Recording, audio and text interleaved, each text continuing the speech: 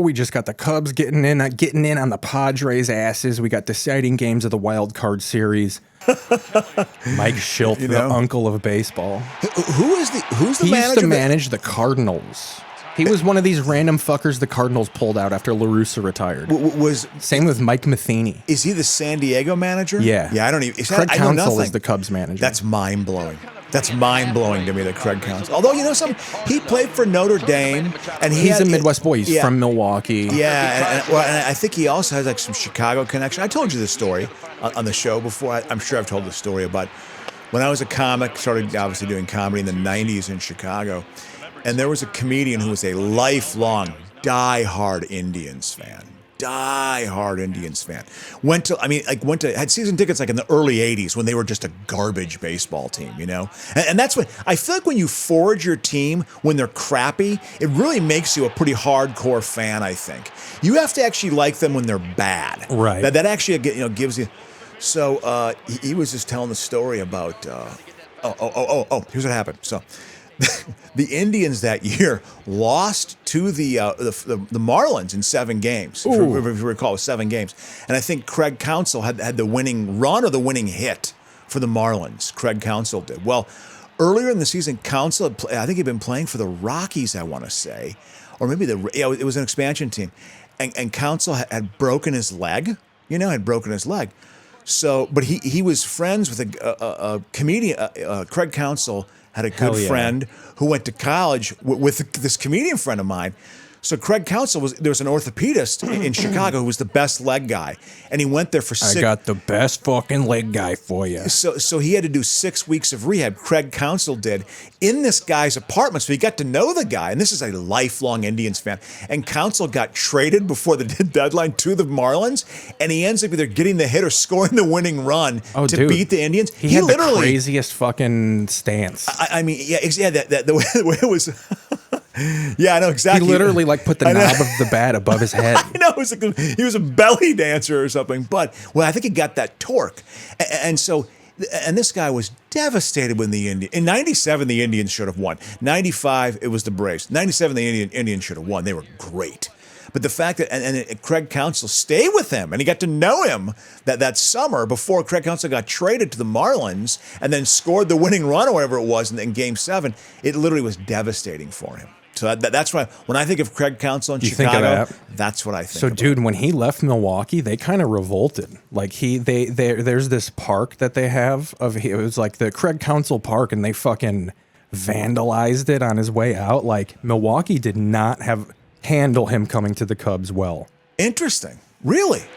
Well, yeah, he had been there for a long time. It was hometown PCA. What are we doing? Is it dropping? You know it. 2 runs are scoring. We're going up 2-0, baby. Yeah, that's also. I mean, the fact is, I'm sure they gave him a ton of money and said, "Okay, you can be the manager for the Brewers. You can come here and you'll get 3 times he's the the pay." highest paid manager in baseball. Wow, how much? What do you think he makes a year? Probably up there with what the Bears coach makes, 10 to 13. Wow. That's pretty high for a coach. If you can get up into the 13s, the 10s. Oh man, as a manager, absolutely, man. I mean, that's incredible. Yeah, well, and the fact is, I think when I first moved to Wisconsin. It was the White Sox and the Brewers because they were both in the American League. Brewers were in the American League until the 90s. And that's when I think of the Brewers. I think of them being in the American League. Robin Yount, all those teams were American League.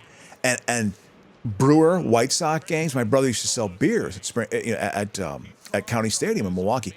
Violence, hardcore, early 80s white toughs getting into fights. When I think of sporting events, it's not the experience that it is now where it's all sanitized. I mean, when I think of going to sporting events as a kid, a lot of fights, and true on fist fights going on in the crowd. And I don't think that happens like it used to happen. I just don't think that's the case. In fact, I remember going to, I think I said this before, a doubleheader with the A's and the Indians. And in the second game, everyone had been drinking for 4 or 5 hours by the time they got to the second game.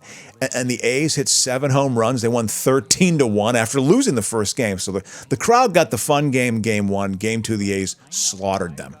And I saw 4 full-on, really good brawl fights. That, the stadium was huge. So security, it took them, several minutes to, try to, even to get to the fight.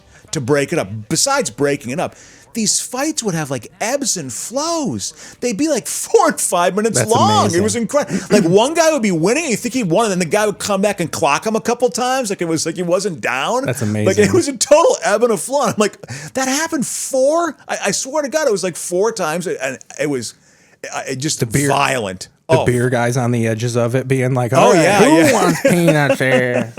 I love selling beers at spring training, by the way. If you, in case you don't know, Oh, we've talked about that. Yeah, yeah, it was great. But yeah, I Definitely not career work, but no. Although I tell you what, there were guys who did that shit. well, yeah, this was know? before they were paying $85 a month for rent.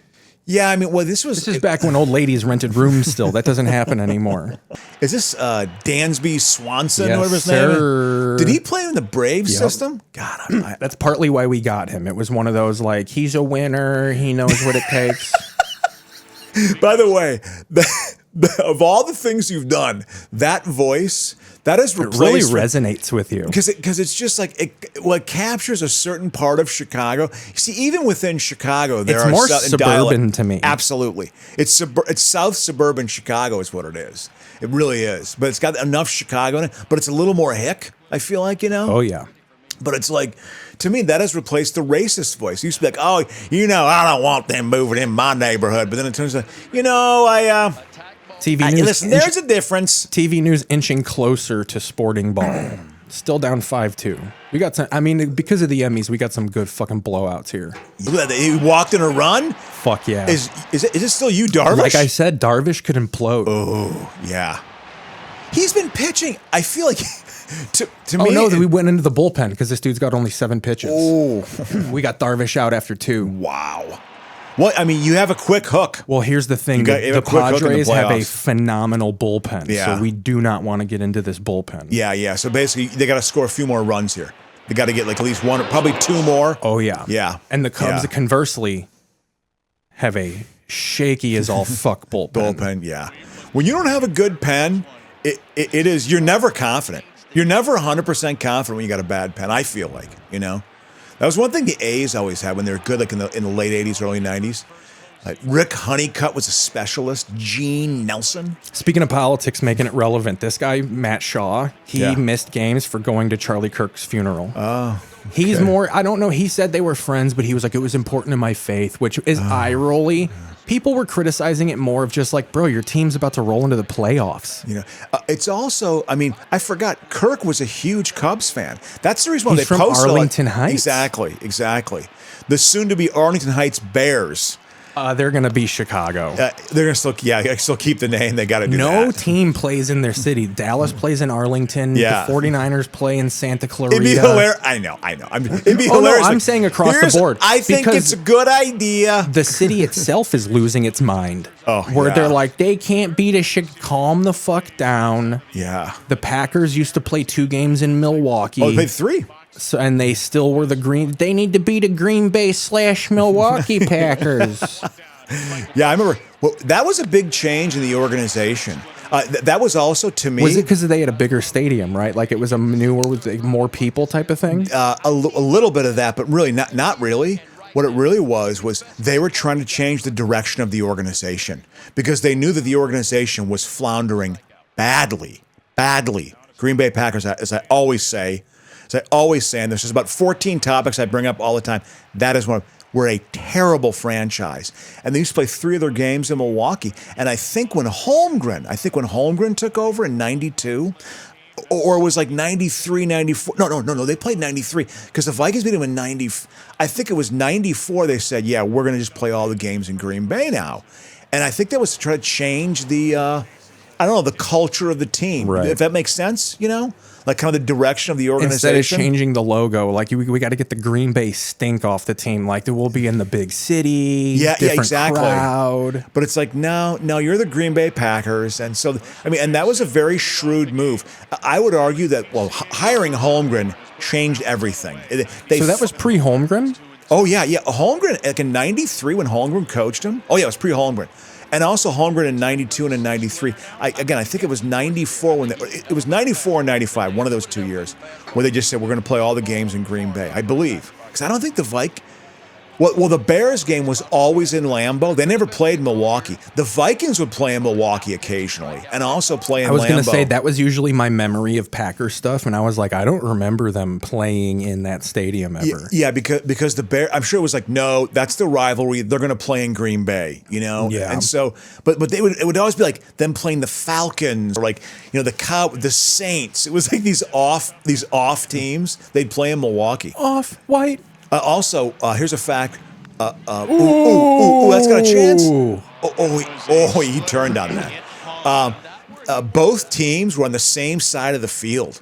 They weren't on the opposite side. They were both on the same side of the field. Because it wasn't possible. They couldn't do it. It was like the old Met for the Vikings was the same way. That's why those old ass like cookie cutter, like Cleveland Stadium was perfect for it because there was a giant football stadium, so you had enough width to like make the baseball diamond. Yeah.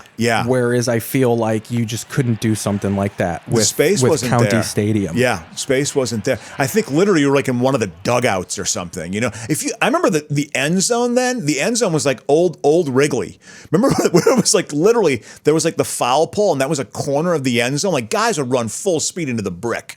Maybe there was a 1 foot of space. That was the same thing in Milwaukee, only you would go into the stands on the third base side. A guy would catch a ball and he'd go into the stands. That happened a lot, in that stadium. So anyway, that was an interesting tangent. It's interesting that this could be how many outs are there? One? There's only one out? Ooh, yeah. They could really get up into their asses here. Oh, he violated a pitch count.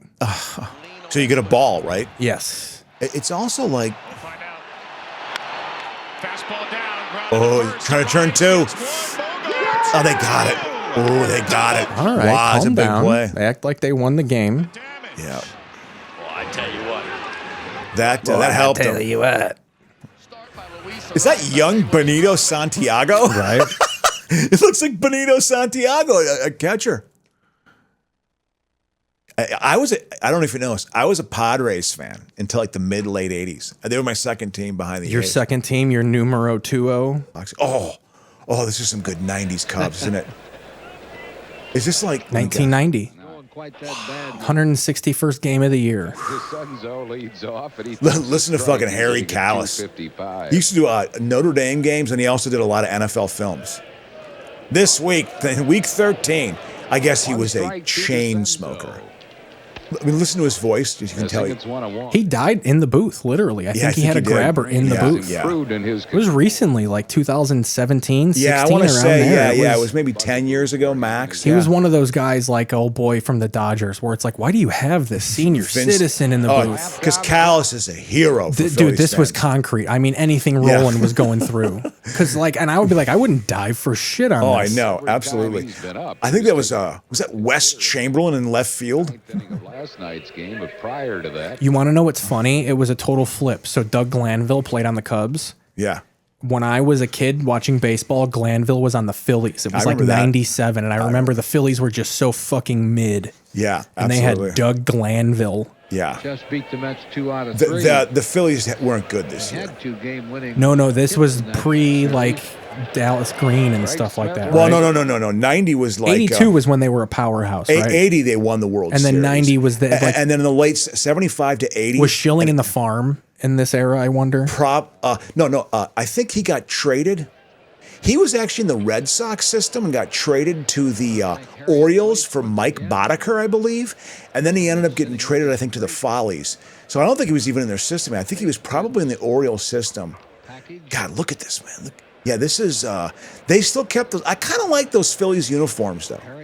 But and then they were good from like 75 to 83. And then they got really Vaughn Hayes, like mid 80s. 86, 87, late 80s Phillies were just a bland baseball team. Who's this batting for the Cubs? Oh, I don't know. Let's see. Let's try to see his back. 16, yeah, I want to see his back. That hunk of wood. Yeah. This is probably a September call-up, right?